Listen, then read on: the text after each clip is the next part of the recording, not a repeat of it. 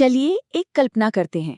हम सब राजस्थान के सीकर जिले में हैं और जहां तक नजर जा रही है बस लोगों का एक सैलाब है।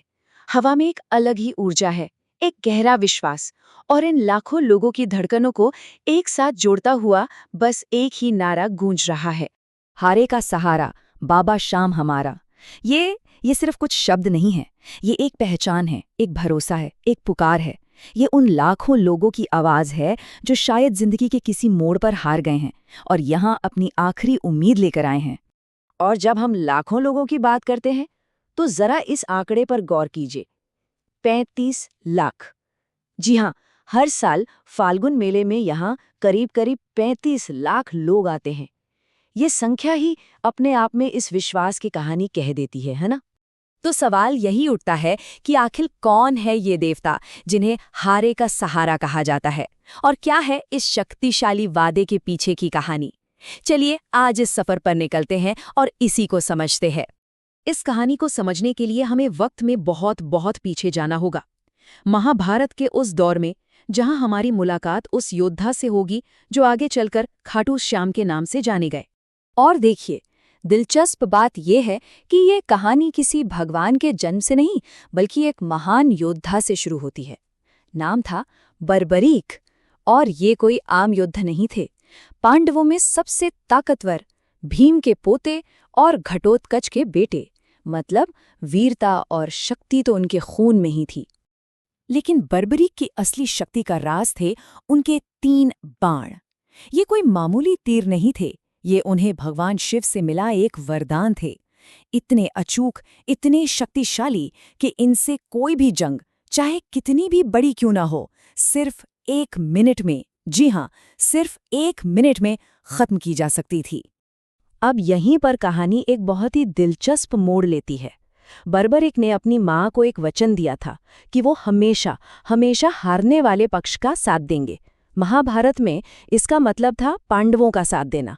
पर जरा सोचिए, जैसे ही बर्बरीक उनके साथ जाते, वो पक्ष दुनिया का सबसे ताकतवर पक्ष बन जाता और फिर कौरव कमजोर हो जाते, तो बर्बरीक को फिर उनका साथ देना पड़ता। ये एक ऐसी पहेली थी जिसका कोई हल नहीं था। तो इस पहेली का हल कैसे निकला? इसका हल तब निकला जब बर्बरीक की मुलाकात हुई खुद भगवान कृष्ण से। और ये वो मुलाकात थी जिसने उनका भाग्य हमेशा के लिए बदल दिया। भगवान कृष्ण एक ब्राह्मण का रूप लेकर बर्बरीक के पास पहुंचे और उनके वचन की इस दुविधा को समझाया। उन्होंने कहा, सोचो बर्बरीक, अगर तुम अपने वचन पर टिके रहे तो क्या होगा? तुम एक पक्ष से दूसरे पक्ष में जाते रहोगे और अंत में दोनों सेनाएं खत्म हो जाएंगी और युद्ध के मैदान में सिर्फ तुम अकेले बचोगे। और तब धर्म के संतुलन को बनाए रखने के लिए जो बहुत जरूरी था, भगवान कृष्ण ने बर्बरीक से इतिहास का सबसे बड़ा दान मांगा। उन्होंने कहा, हे वीर, धर्म की रक्षा के लिए मैं तुमसे दान में तुम्हारा शीश मांगता हूं। और बर्बरीक, उन्होंने एक पल, एक सेकंड के लिए भी नहीं सोचा। बिना कोई सवाल किए वो तुरंत अपना शीश दान करने के लिए तैयार हो गए। बदले में उन्होंने बस एक इच्छा रखी कि वो कुरुक्षेत्र का ये महायुद्ध अपनी आंखों से देखना चाहते हैं। बर्बरीक का ये बलिदान उनकी कहानी का अंत नहीं था, बिल्कुल नहीं, बल्कि ये एक नई शुरुआत थी, एक ऐसे अमर वचन की शुरुआत जो आज भी, इस कलयुग में भी लाखों लोगों को उम्मीद देता है। बर्बरीक के इस महान त्याग से प्रसन्न होकर भगवान कृष्ण ने उन्हें वरदान दिया। उन्होंने कहा कि कलियुग में, यानी हमारे आज के इस युग में, तुम्हें मेरे ही एक नाम शाम से पूजा जाएगा, और जो कोई भी सच्चे दिल से तुम्हारा नाम पुकारेगा उसकी हर मुराद पूरी होगी। और देखिए, कृष्ण का ये वरदान सदियों बाद सच हुआ। महाभारत काल में जिस शीश ने युद्ध देखा था, वही करीब 1027 ईस्वी में खाटू गांव में चमत्कारिक रूप से मिला। और फिर 1720 में यहाँ वो भव्य मंदिर बना जो आज लाखों लोगों की आस्था का सबसे बड़ा केंद्र है। तो चलिए अब कहानी में वापस आज के समय में लौटते हैं। उस मंदिर में चलते हैं और देखते हैं कि वो सदियों पुराना वचन आज के भक्तों की आस्था में कैसे जिंदा है। जब कोई भक्त वहां पहुंचता है तो आस्था का एक अलग ही रूप देखने को मिलता है। लोग 17-17 किलोमीटर नंगे पांव निशान यात्रा करते हैं, फिर श्याम कुंड में आस्था की डुबकी लगाते हैं। बच्चों का पहला मुंडन होता है और भंडारे वो तो 24 घंटे चलते रहते हैं, जहां कोई छोटा बड़ा नहीं, सब साथ बैठकर प्रसाद खाते हैं। सेवा का भाव तो ऐसा है कि वॉलंटियर्स थके हारे यात्रियों के पैरों की मालिश तक करते हैं। ये सब मिलकर एक ऐसा माहौल बनाते हैं जो शब्दों में बयां करना मुश्किल है। तो आखिर में हम फिर से उसी सवाल पर आ जाते हैं। इस पूरी कहानी का, इन सारी रस्मों का, इस अटूट विश्वास का सार क्या है? वो कौन सी एक चीज है जो लाखों लोगों को खाटू खींच लाती है?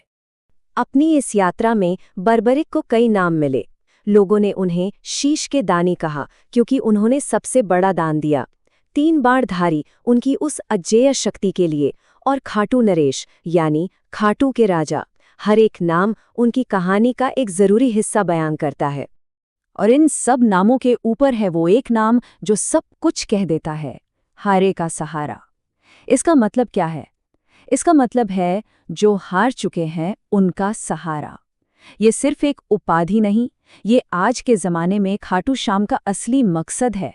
ये उन लोगों के लिए उम्मीद की वो आखिरी किरण है जिन्हें लगता है कि अब सब कुछ खत्म हो गया है।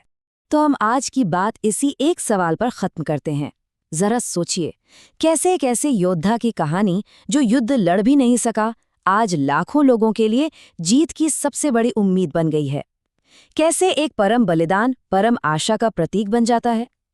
शायद इसका जवाब निस्वार्थ त्याग और अटूट विश्वास की ताकत में ही छिपा है।